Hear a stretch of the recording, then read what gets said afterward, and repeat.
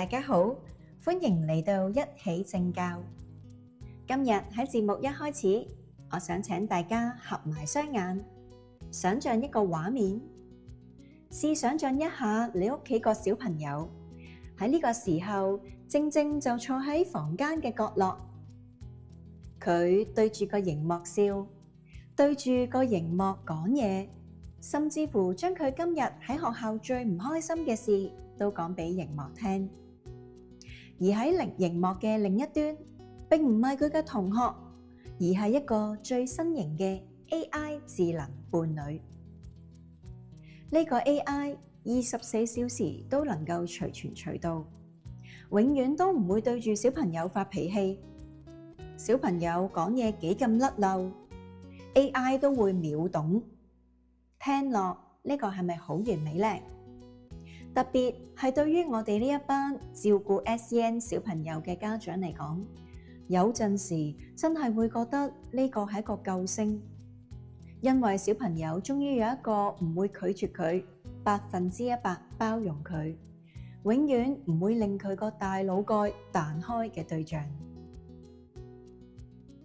但係唔知點解，當我諗起呢個畫面，心入面就會隱隱約約有一種嘅擔憂。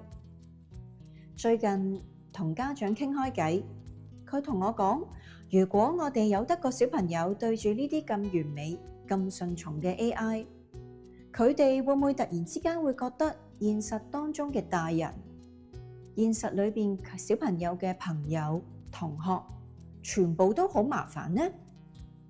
會唔會變到更加唔想同佢哋溝通？最後徹底困咗喺自己嘅世界裏邊呢？今日我想同大家傾下呢個無可避免嘅科技浪潮 AI 時代，可能正正咁樣偷走我哋小朋友身上邊3種嘅核心技能。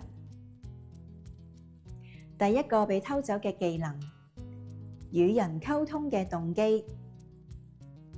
我哋可以撫心自問，喺現實世界，我哋平時同人相處，其實都係一件成本高、麻煩嘅事，因為啲人會拒絕你啦，會有小脾氣。對於有社交困難或者感官敏感嘅 SEN 小朋友嚟講，要識得睇人眉頭眼額，同真人講嘢，簡直係好似要過5關斬6將咁吃力。呢個時候，AI 提供咗一個絕對安全嘅一個舒適圈，無論小朋友講嘢幾咁冇邏輯， AI 永遠都會好溫柔，永遠都會秒回。久而久之，小朋友嘅大腦獎賞機制就會改變。當佢返去現實，望住嗰啲會嬲嘅同學，會催促佢哋嘅父母，佢就會覺得，既然 AI 咁完美明白我，點解我仲要花力氣去同你哋溝通啊？ AI 就會變成一個完美嘅避難所，慢慢將小朋友同現實世界連結嘅動機一步一步咁去消磨。第二個被偷走嘅能力就係同理心嘅肌肉。第二個危機係小朋友嘅同理心肌肉可能會面臨萎縮。點解呢？因為 AI 嘅核心邏輯就係用戶至上， AI 係會討好人類嘅。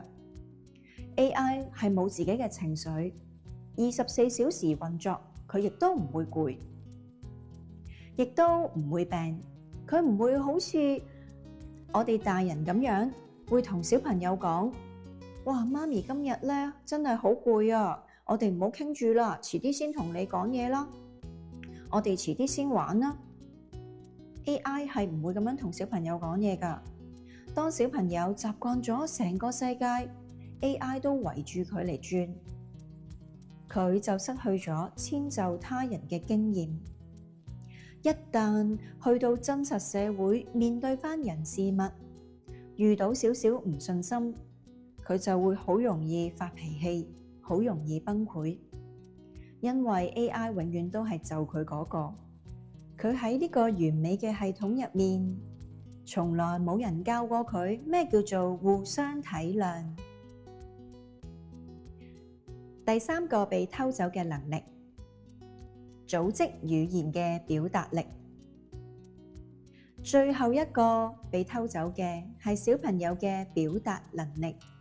而家嘅 AI 實在太聰明啦，小朋友甚至唔需要講出一句完整嘅句子，只要講一兩個單字， AI 就即刻瞬間讀心，然後好溫柔咁回覆：我明啊，你係咪想講呢樣嘢啊？呢種溫水煮蛙嘅溺愛，令到小朋友會失去喺挫折當中語言組織、精準咁表達自己嘅機會。去到現實嗰度，當我哋大人聽唔明佢含糊其辭嘅表達，佢就會感到好大嘅挫敗，甚至乎會索性將佢嘅心門閂得更加緊。反正 AI 明白我㗎啦，我唔想再同人類講嘢啦。聽完呢三個危機，大家個心係咪沉咗一沉？我哋身處喺呢個 AI 時代，冇可能將科技隔絕，但係我哋作為父母，絕對可以係幫小朋友築翻起一道現實世界嘅防火牆。喺正向教養入面有3個實戰工具，我哋今日就可以開始去做啦。第一，堅守，先連結，永遠先於修正。當你見到小朋友沉迷 AI， 千祈唔好一嘢就將個 iPad、電腦攞走，逼佢就範。我哋要先理解佢係咪喺現實嗰度遇到好大嘅挫敗，所以先至去 AI 嗰度去揾安全感呢？先至去認同佢哋嘅感受，同佢建立一條穩陣嘅關係橋樑，佢先至會願意由熒幕嗰度行翻出嚟現實世界。第二，善用3分鐘情緒急救。AI 俾到知識，但係俾唔到真實嘅體溫。當小朋友發脾氣、遇到挫折，我哋唔好急於講道理。我哋可以試下每日俾3分鐘嘅時間俾大家，淨係踎低身攬下佢，話俾佢聽：媽咪、爹哋都喺度啊，我哋會喺度陪住你㗎。呢種真實嘅人類溫暖同埋接納，係最頂級嘅 AI 都冇辦法複製。第三，溫和而堅定嘅設定界線。喺家庭入邊，我哋要好清楚咁去定位 AI 只係一個工具，我哋絕對唔可以係將佢成為小朋友嘅另一半。你可以俾佢用 AI 查資料，但係有關情緒、喜怒哀樂、情緒嘅垃圾、唔同嘅情緒表達，我哋做父母嘅，我哋需要親手去接住，同時要俾小朋友喺現實嗰度練習等待，等佢明白現實世界並唔係完美㗎，但係呢份不完美，正正就係我哋學習成長嘅空間。